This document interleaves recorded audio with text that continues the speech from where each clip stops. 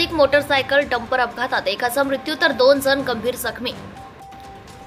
रायगड जिल्ह्यातील वडखळ पोयनाड राज्य महामार्गावर असणाऱ्या धरमतर पुलानजीक मोटरसायकल आणि डंपर यांच्यात समोरासमोर झालेल्या अपघातात मनोज गणेश नाईक वय 22 म्हात्रोली आदिवासीवाडी हा मयत झाला असून दीपक नामदेव नाईक, गणेश यशवंत वाघमारे, म्हात्रोली आदिवासीवाडी, अलिबाग, रायगड हे जखमी झाले आहेत।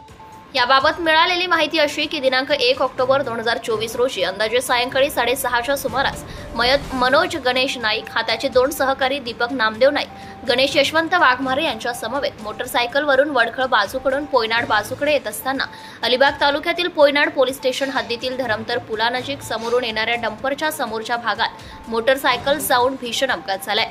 या अपघातात मनोज गणेश नाईक वय 22 म्हात्रोली आदिवासीवाडी हा जागीच मयत झाला असून दीपक नामदेव नाईक, गणेश यशवंत वाघमारे जखमी झाल्याने त्यांना वडखळ येथील संजीवनी रुग्णालयात दाखल करण्यात आले आहे।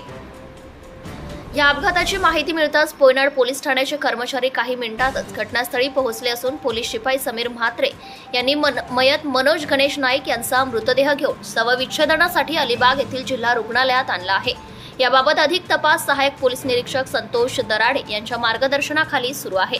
महाराष्ट्र न्यूज लाईव्ह साठी अमोल कुमार जैन, प्रतिनिधी Alibag. Subscribe now and press the bell icon. Never miss an update.